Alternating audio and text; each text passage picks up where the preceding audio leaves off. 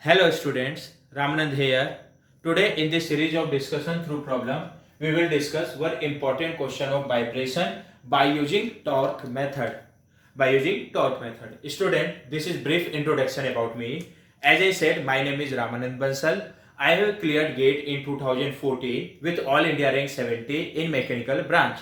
Then I got selected in IOCL, HPCL and BAR and finally joined IOCL as operation officer in Hazira Terminal, Surat. After working for 1 year, I left the job for teaching and since then I am teaching in the field of GATE and ESE. I have around 5+ year of experience in this field. Now we will discuss. First I am telling what is question. Friends, this question we already discussed in our last video but with energy method. This question of vibration is GATE 2020 question set 1. Friends, in last video we have discussed this problem by using energy method. In this video I will discuss this question with torque method. But before discussing the solution, I am explaining first what is the question. Friends, in this question what is said, this is a massless rod which is hinged at this point. Suppose this point is O and it is supported by a spring whose stiffness is 2K. In other end of this rod, a pulley is attached whose mass is small m with this rod by a revolute joint. Suppose this point is B and pulley is connected to the rod with this revolute joint. The mass of the pulley is small m and mass of this rod is negligible. In question it is said this rod is massless. Friends, the radius of this pulley is small r which is equal to capital L by 4, where capital is length of this rod. Here one important point also mentioned in the question is that this pulley cannot slip in this rope. This pulley cannot slip in this rope. That is, the motion between pulley and this rope will be pure rolling. If there is any motion, the motion between the pulley and rope will be pure rolling, because it is clearly mentioned in the question that this pulley cannot slip in this rope. And if this pulley cannot slip in this rope, then if there is motion between this pulley and this rope, it will be pure rolling. Okay, this rope up to point C is inextensible. It means its length cannot change, and after point C there is a spring whose stiffness is K. What is the question? This rod is massless which is hinged at point O. This pulley whose mass is small m is pivoted at point B with the rod. The mass of this pulley is small m and its radius is capital L by 4, and capital L is length of this rod. This rod is supported by this spring whose stiffness is 2K. Up to point C, from here to up to point C, this rope is inextensible, and after point C there is spring attached. One spring is attached whose stiffness is K. Again, this pulley cannot slip in this rope. That is, if there is any motion, the motion between this pulley and rope will be pure rolling, because pulley cannot slip in this rope. Okay. Now, in question it is said, for a small oscillation, what will be the frequency of natural vibration in radian per second? That is, we have to find natural frequency of this system, that is omega n, in radian per second for a small oscillation. And these are the options. Option A, root 3 by 2 root over k by m. This is option B, 3 by root 2 square root of root over k by m. Option C, square root of root over 3k by m. And option D, square root of k by m. First I am telling what is the right option. Students, right option is option C. In many solution you will get, in some solution by different institute you will get option A is correct. In some solution you will get option B is correct. But right solution is option C, that is square root of 3k by m. Okay. Now we will discuss the solution. So student, now we will discuss the solution of this question by using torque method. Today we will discuss the solution with torque method. Friends, first of all, what I am doing, suppose this rod is hinged at O and this pulley is connected with this rod at point B with this revolute joint. Third, this pulley cannot slip in this rope. That is, motion between this pulley and this rope will be pure rolling. Okay. Now suppose during vibration, since this rod is hinged at this point O, so this point O will be eye center of this rod. Again I am repeating, this point O will be eye center of this rod because this rod is hinged at point O. So suppose I am denoting the eye center of this rod by I1. So this point O will be I1, that is eye center of this rod. Okay. Now suppose during vibration I am taking any position in which is having theta angular displacement about this eye center of the eye center in clockwise direction. What I am taking, any position to derive the equation of vibration, derive the equation of vibration. I am taking a position in which this rod is rotated by theta angle from eye center of this rod. I have made this diagram separately. This is the free body diagram of this rod. Forget about at this point, forget about this point F, why I am placing this point F here. Just see what I am doing. I am taking a position during vibration in which this rod is rotated by angle theta from mean position about this eye center of the rod, or suppose this eye center of the rod is I1 and theta is the angular displacement of this rod, or I have taken the direction of theta as clockwise. Since theta is the angular displacement of this rod, then obviously theta dot, that is d theta by dt, will be angular velocity of the rod. Theta double dot will be angular as theta double dot, that is d square theta upon dt square, will be angular acceleration of this rod. And since I have taken theta as clockwise, and theta dot and theta double dot are the differentiation of theta with respect to time. This is with respect to time by 1 time, this is with respect to time by 2 time. Therefore, since direction of theta is clockwise, therefore direction of theta double dot and theta double dot will also be clockwise. Okay. This is the free body diagram of this rod. What I am doing, since we are solving the problem by using torque method, so I am drawing free body diagram of this rod and free body diagram of this pulley separately. So this is the free body diagram of the rod and this is the free body diagram of this pulley. And since both rod and pulley are connected to each other at joint B, and since I have separated the rod, free diagram of rod, and separated the free diagram of pulley, so at joint B we need to consider joint force. At point B we need to consider joint force. So suppose joint force at point B is F. Suppose joint force at point B is F. Since I have taken the displacement of rod like this, so I am taking this point is going downward. So I have taken this point F is in downward direction at the rod. In the free body of diagram of this rod, I have taken the joint force first in Y direction. Why I have not taken the joint force in X direction? Because there will be no joint force in X direction, because during vibration this point B is trying to move in vertical direction. So there will be no joint force in X direction. But by mistake, suppose if you will take, suppose for understanding only, suppose by mistake if you had taken suppose joint force in X direction as Fx, then by automatically the value of Fx will come out to be 0. But I am not considering it because obviously since point B is trying to move in vertical direction, so at point B there will be no joint force in horizontal direction. At point B the joint force will be in only vertical direction. And I have taken joint force at point B for this rod in vertically downward direction.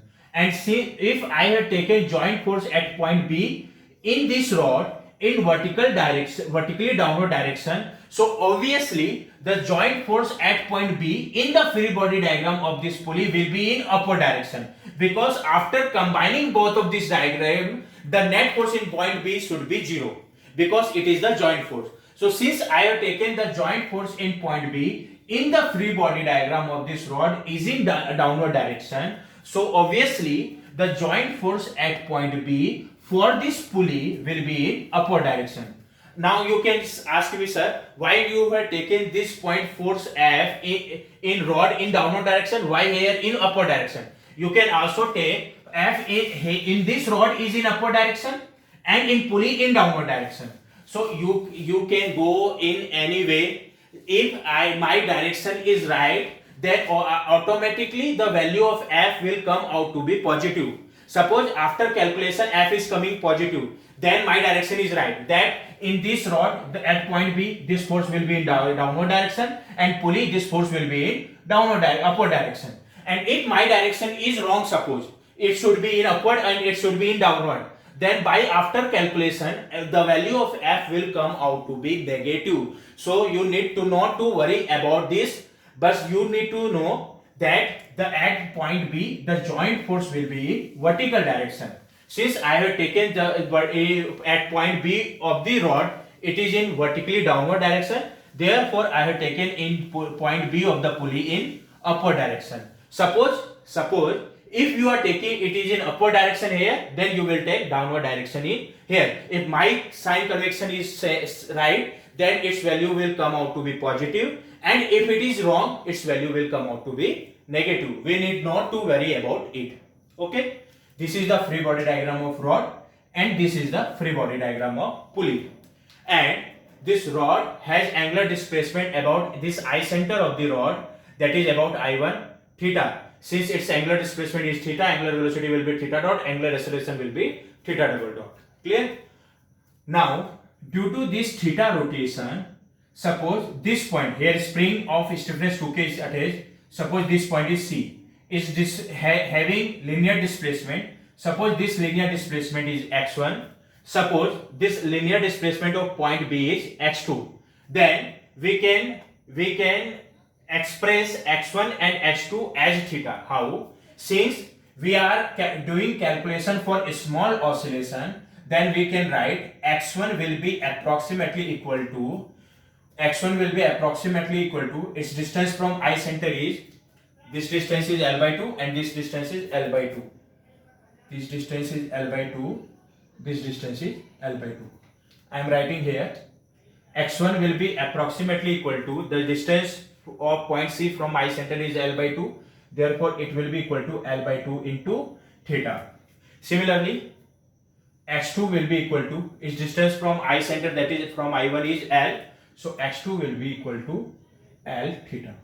x1 is the displacement of point C from mean position, and x2 is the displacement of point B from mean position. So this is complete free body diagram of the rod. Now this is the free body diagram of this pulley. Here we already considered the joint force. Since I have taken joint force F here in downward direction, therefore I have taken joint force F here in upward direction. Now there is one important point which was mentioned in the question. First, this rope up to point C is inextensible. That is, this spring can elongate, but the length of this rope up to point C cannot change. First point is that. Second important point was that there must be no slip between pulley and rope. It is clearly mentioned in the question. The motion between rope and pulley will be pure rolling. If there is any motion, the motion between rope and pulley will be pure rolling, because pulley and this rope cannot slip with respect to each other. And since the motion between this rope and this pulley is pure rolling, therefore the I center of this pulley with respect to rope will be this point of contact I2. Why this is our I center? Because the motion between this pulley and this rope is pure rolling. Or in case of pure rolling, when this spring will elongate, or when this point C will, due to elongation of spring, this point C will move downward. And during this motion, the motion between pulley and rope must be pure rolling, because it is clearly mentioned in the question that this pulley cannot slip in this rope. And if the motion between this pulley and rope is pure rolling, this point will be the eye center of pulley, that is I2. Suppose eye center of this pulley is I2. So the eye center of this rod is I1, but eye center of this pulley with respect to this rope is I2. Clear? And since this point B is moving downward, so this point B here will also move downward. The displacement, because point B is common point for both diagram, the displacement of point B here is x2, then obviously the displacement of point B also will be, here will be x2. And suppose the displacement of point B is x2, due to this displacement, suppose the displacement of this point C is x3. Whatever the displacement, the motion in the pulley will be such that it will have pure rolling motion with respect to this rope. That is, at this instant, this pulley will rotate about this point I2, because I2 is the eye center of the pulley. So after taking its rotation about I2, its displacement diagram will be like this, where the displacement of point B is x2, or this x2 and this x2 is same, and displacement of this point C is x3. And if the displacement of this point is x3, then obviously the elongation of this spring will be x3. This spring will elongate from its mean position by which amount? By x3 amount. Now suppose this pulley is rolling with respect to rope, and therefore this point I2 is its eye center. Suppose at this instant the angular displacement of this pulley about I2 is phi, because at this instant pulley will rotate about I2. So suppose angular displacement of this pulley about I2 is found, then obviously this angle will be phi. So since angular displacement of this pulley is phi, then angular velocity of this pulley will be phi dot, that is d phi by dt, and angular acceleration of this pulley will be phi double dot, that is d square phi by dt square. Since I have taken the direction of phi as clockwise, and phi dot and phi double dot are the differentiation of phi with respect to time, this is by 1 time and this is by 2 time, then obviously since the direction of phi is clockwise, its direction will also be clockwise, and its direction will also be clockwise. Okay?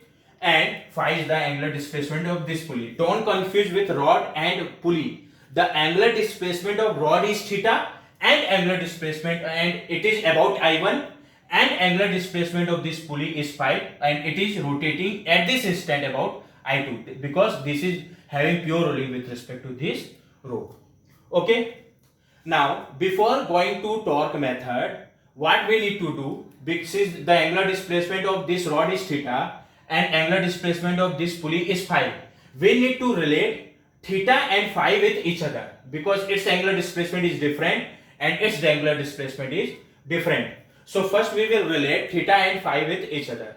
For that, what we know, the common point between this rod and this pulley is point B, and here also the displacement of point B will be x2, which we have already calculated, which is equal to L theta, and here will point B, this displacement of point B will also be equal to x2. Now what we will do, we will relate this x2 as phi, and we already know relation of x2 with theta. So if we relate x2, we have already related x2 with theta. Now we will relate x2 with phi. Then after equating both of these, we will get relation between theta and phi. So how we can relate x2 with phi? Since the eye center of this pulley is I2, so x2 will be, I am writing here, x2 will be the distance of this point B from its eye center is radius of pulley, and radius of pulley is small r, which is equal to L by 4.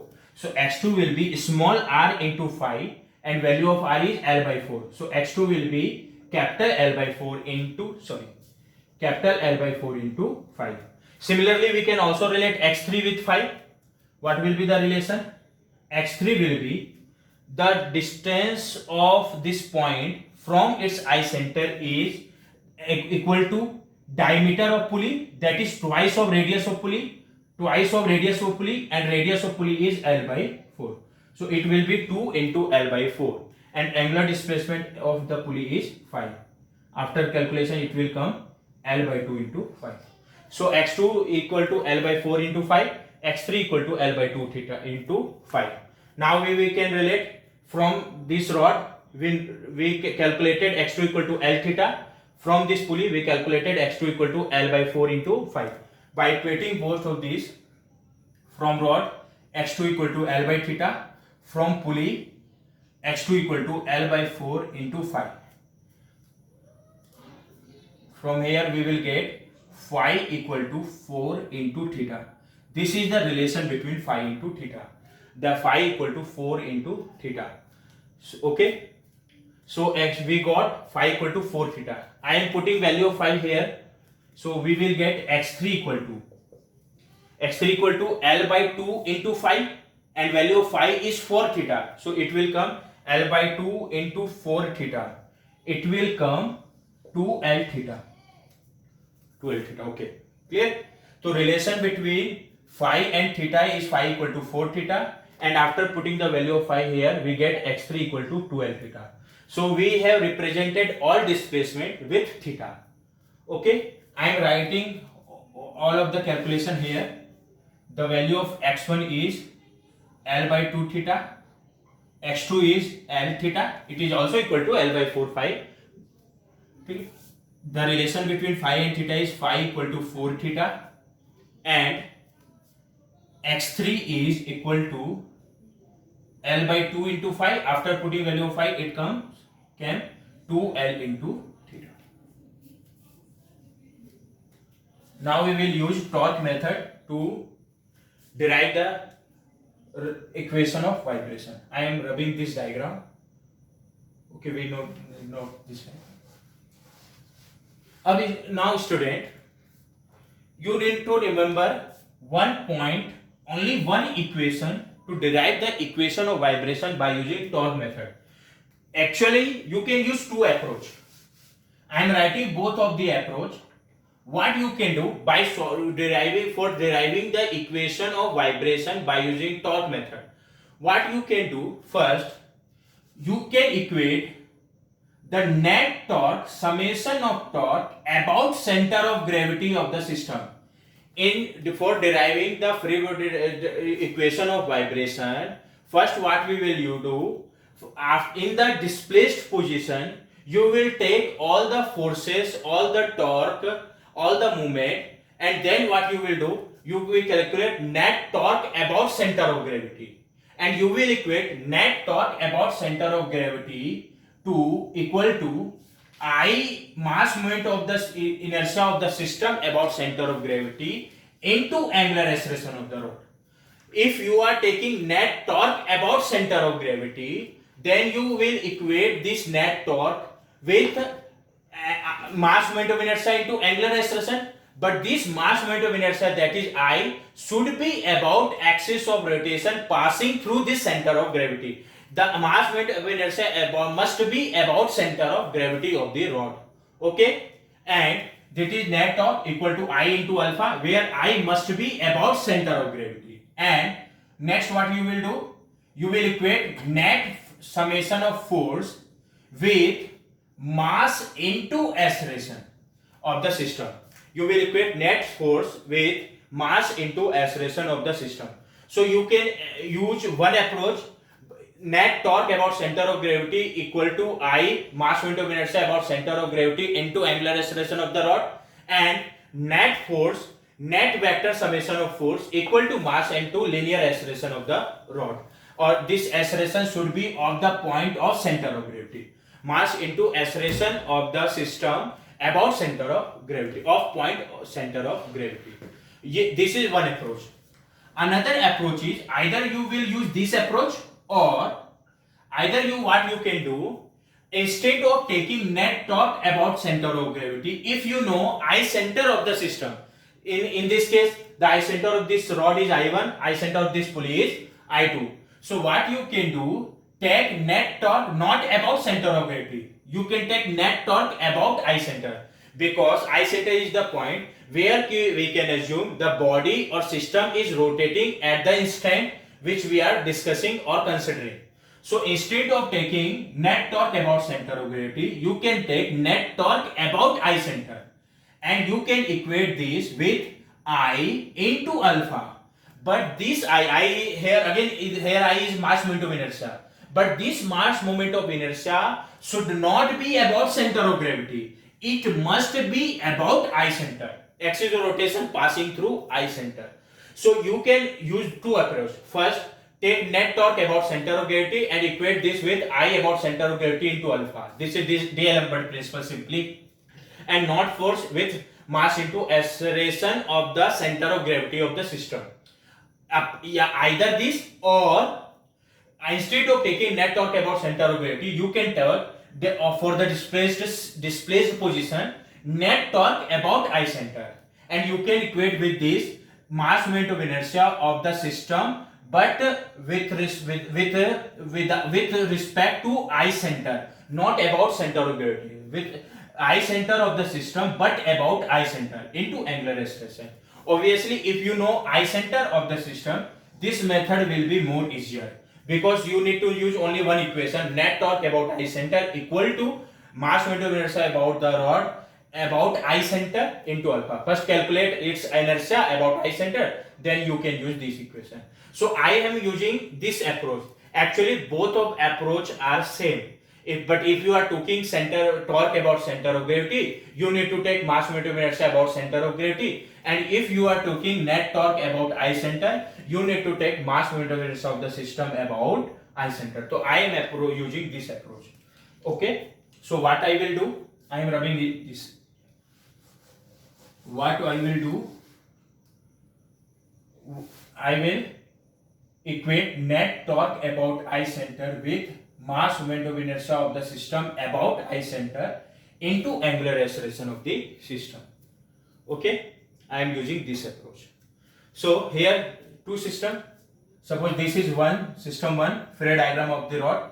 This is system 2. So first I am using this equation or D'Alembert principle for this system 1, and then we will use this for system 2. Remember this relation. I am writing this relation here because space problem. X1 equal to L by 2 theta, X2 equal to L theta, phi equal to 4 theta, and X3 equal to 12 theta. I am writing this now.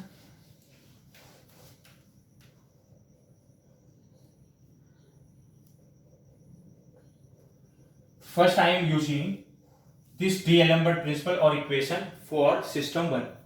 For that we need to first draw in this fluid diagram, we need to consider all the forces.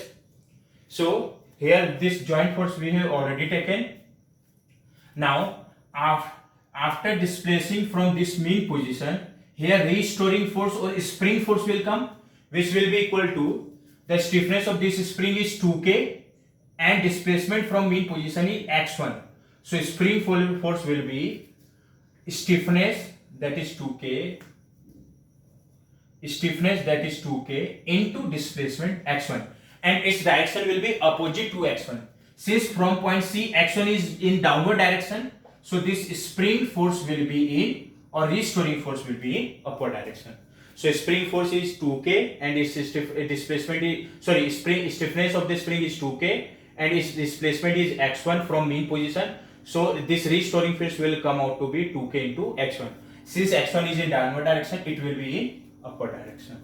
Okay. Now what we will calculate? We also need to know I about its I center. So I, mass moment of inertia of this rod about I center, and I center of the rod is point R1, will be 0. Why will be 0? Because mass of this rod is 0. In question it is clearly mentioned that the rod is massless, and if the rod is massless, its mass moment of inertia will also be 0. And since it is 0, we need not to find alpha, but we already know alpha. What is alpha? Theta double dot. for this rod and the direction clockwise. Okay, so I am writing this equation: net torque about I center equal to, for system 1, mass moment inertia of the rod about I center, and the I center of rod is I1, into angular acceleration of the rod, which is theta double dot. I am taking sign connection. Since theta double dot is in clockwise direction, so what I am doing, taking clockwise as positive and anti-clockwise is negative. So since alpha is in theta double dot is in clockwise direction, therefore I have considered sign here as positive.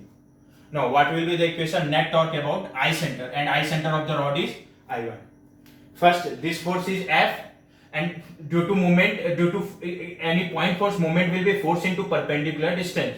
So this force is F, and its perpendicular distance from I1 is L. So moment about I1 of force F will be F into L, and its direction will be clockwise. And what I have considered, clockwise as positive and anti-clockwise as negative. So this is the moment about point I1 of force F. Now this is restoring force 2k x1.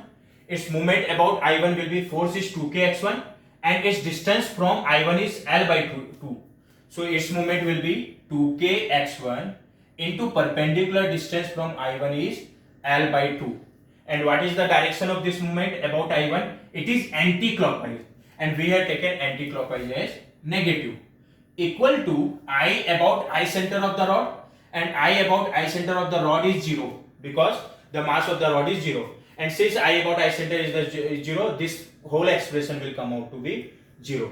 So from here we will get expression between expression of F. What it will be after solving? First, F into L equal to, we are shifting this expression here, to minus will be positive, 2k x1. What is the value of x1? L by 2 into theta. L by 2 into theta into L by 2.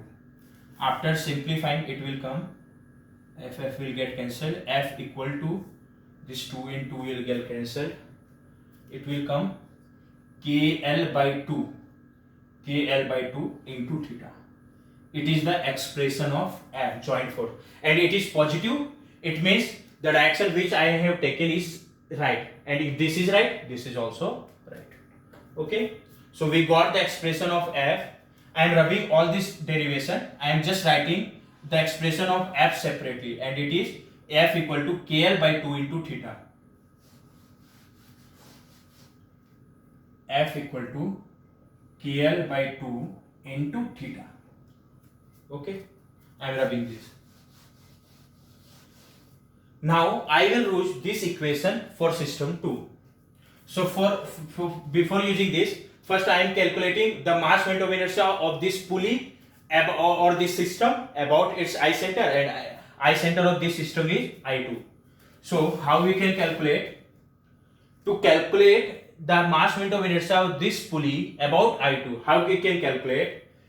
This point, suppose this point is G2, will be, G2 is same, this point B, it will be center of gravity of this pulley, and the mass of this pulley is small m, and radius of the pulley is small r, which is ultimately equal to capital L by 4. So how we will calculate the mass moment of inertia of this pulley about I2? For that we will use parallel axis theorem. Mass moment of inertia of this pulley about I2. For that we will use parallel axis theorem. And what is parallel axis theorem? To calculate mass moment of inertia of any system about any point other than center of gravity. In this case, we need to calculate about I2. Will be equal to, first we will calculate mass moment of inertia of this system about its center of gravity. The center of gravity of this pulley is G2. So first we will calculate mass moment of inertia of this pulley about center of gravity. First I am just telling the formula of parallel axis theorem. So to calculate mass moment of inertia of this pulley about I2, first we will calculate mass moment of inertia of this pulley about its center of gravity, plus mass of the system, in this case mass of the pulley is small m, into r dash whole square. Here what is r dash?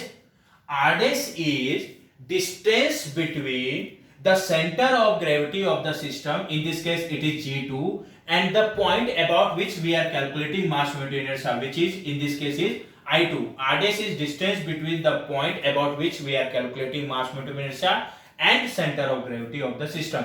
That is, in this case, it is distance between I2 and G2. So I about I2 will be about its center of gravity plus mass of the system into R dash whole square, where R dash is distance between I2 and G2. So it will come I about I2 equal to mass momentum inertia of this pulley about center of gravity. So we can consider the shape of pulley like solid disc, and for solid disc the moment formula of mass momentum inertia about center of gravity is mr square by 2, where m is the mass of the disc and r is radius of the disc. So formula of this of mass momentum inertia about of this pulley about center of gravity will be mr square by 2, and mass of the pulley is small m, r radius of the pulley and radius of the pulley is small r, so mr square by 2. This is mass momentum inertia of this pulley about center of gravity plus mass of pulley small m into r dash. R dash is distance between I2 and G2. This is I2, this is G2. Distance between I2 is G2 equal to radius of pulley, and radius of pulley is small r. So r dash will be small r whole square. After simplifying this, it will come 3 by 2 mr square, and value of small r is capital L by 4. So it will come 3 by 2 small m into small r is capital L by 4 whole square. After simplifying this, it will come 4 4 is 16, 2 is 32. So it will come 3 by 32. It will come 3 by 32 small m into capital L whole square.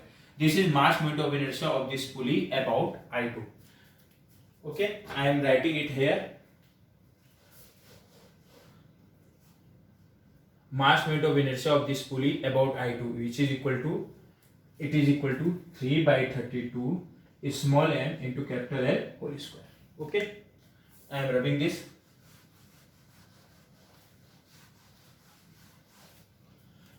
Now we will use this torque equation for this system too. It is net torque about I center of the system, and I center of this system is I2. It will be equal to mass momentum inertia of this pulley about its I center, that is I2, into angular acceleration of the pulley, and angular acceleration of the pulley is phi double dot. I am taking clockwise as positive and anti-clockwise as negative in this equation. Since phi double dot is clockwise, therefore I have taken it as positive. So net torque about I2 will be equal to, for this displaced position, net torque about I2 will be mass momentum inertia of the pulley about I2 into angular acceleration. In this case, it is phi double dot. Since it is clockwise, we have taken it positive. Okay. Now to calculate net torque about I2, first we need to consider all the forces which are coming here after displacing this pulley by about I2 by phi. It will be here, due to this spring, restoring force will come. The stiffness of this spring is K, and its displacement from mean position is x3. So restoring force will be K into x3, and its direction will be opposite to x3 for this pulley. Since x3 is in downward direction, it will be in upward direction. So restoring force due to spring will be kx3, and since x3 is in downward direction, it will be in upward direction. For joint force, as we already considered, there you can apply one more force, that is tension in this side of rope, which is T2. But we need not to calculate T2. Why we need not to calculate T2? Since we are taking the net torque about I2 and T2 is passing through I2, so moment of this T2 about I2 will be 0, because the perpendicular distance of T2 from I2 is 0. And since perpendicular distance of T2 from I2 is 0, the moment of T2 about I2 will be 0. So we need not to calculate T2. Therefore, I am not considering it. Okay. So now we will calculate net torque about I2. Already we have taken sign convention. What? Clockwise as positive and anti-clockwise as negative. Now, first moment of this force about I2. This force is kx3, and its perpendicular distance from I2 is this. This is diameter of this pulley. Since radius of pulley is smaller, it will be 2 into smaller. So the moment of kx3 about I2 will be force kx3 into 2r, and its direction of will be the moment of this kx3 about I2. It will be anti-clockwise. Since we have taken clockwise as positive, it will be negative. Next, the moment of this force about I2 will be, this force is F, and perpendicular of the distance of this force F from I2 is small r. In direction about its direction of this moment about I2 is anti-clockwise. We have taken clockwise as positive, therefore it will be negative because it is anti-clockwise. Equal to, again the moment of T2 about I2 will be 0, therefore we are not considering this T2. I about I2, the mass moment of inertia of the pulley about I2 is 3 by 32 small m into capital L square into 5. Okay, I am rubbing this part. Okay, now we will simplify this equation. This is minus k into x3. What is the value of x3? Value of x3 was, I have rubbed it. Value of x3 was, I think, value of x3 was 2L into theta. Okay, so value of x3 was 2L into theta into 2. Value of x3 was, I need to check it, x2 to L theta. Okay, right. Value of x3 was 2L into theta into 2 small r, and value of small r is capital L by 4 minus capital F. What is, we have already calculated capital F. What is the value of capital F? KL by 2 into theta into small r. What is the value of small r? Capital L by 4 equal to 3 by 32 small ml square into 5 double dot. What we will do, first we will represent, since here all displacement we have represented all displacement term as theta, so what we will do, we will represent 5 double dot as theta double dot. We will represent 5 double dot as theta double dot. We already find, I am rubbing this, the relation between phi and theta. The relation between phi and theta was phi equal to 4 theta. So if we will differentiate this equation with respect to time, it will come phi dot equal to 4 theta dot. Now we will differentiate this equation with respect to time. So this will come phi double dot equal to 4 into theta double dot. So relation between phi double dot and theta double dot is phi double dot is equal to 4 into theta double dot. So we will replace phi double dot by 4 into theta double dot. Now we will simplify this equation. Here L square, one term L square is there. Here also one term is L square. This L into L will be L square. So from this part L square will get common, and this L square and this L square will get cancelled. So I am eliminating this L square first. Now after simplifying, it will come minus k, it will be 2 to the 4 and 4, it will cancel, it will come minus k into theta, 4 will get cancelled, minus k into theta. Okay, here it will come minus k, 4 to the 8, so minus k by 8 into theta. This will be equal to 3 by 32. Okay, 4 by 32, it will be 8 4 ja 32. 3 by 8 into L square is cancelled, so it will be m into theta double dot. Okay, after simplifying this, it will become minus 9 by 8 k theta equal to 3 by 8 m theta double dot. This 8 will come cancel. This is 3 3 ja 9. It will come minus 3 k theta equal to m into theta double dot. After shifting this part here, it will come m theta double dot plus 3k theta equal to 0. This is the equation of vibration by torque equation. This is the vibration of equation m theta double dot plus 3k theta equal to 0. And if this is the equation of vibration, what will be the value of natural frequency in radian per second? What we will do, the formula of omega n will be, if suppose the vibration of equation of any system is me theta double dot plus ke theta equal to 0. So here omega n will be root over ke by me, where ke is coefficient of theta and me is coefficient of theta double dot. Always the equation of natural vibration, the pattern of equation of natural vibration will be like this. Only this coefficient will change. So here the coefficient of theta is ke, coefficient of theta double dot is me. So value of omega n will be root over ke by me. So in this equation, the coefficient of theta is 3k. That is value of ke we can say is 3k. So it will be omega root over ke, that is 3k upon me, that is coefficient of theta double dot. Here coefficient of theta double dot is m. So me will be m. So so natural frequency of this system in radian per second will be omega n equal to root over 3k by m. This is the right answer. Okay. So omega n will be square root of 3k by m. I think it was the option C in the question. Okay. Whatever the option you can check, but its answer will be omega n equal to root over square root of 3k by m. Okay. So friends, I am hoping you understood the discussion. If you understood the discussion, please like the video, share it as much as possible and comment on the video. If you want to watch more videos like this in near future, please subscribe the channel. And always keep remember, to get success, determination is the key.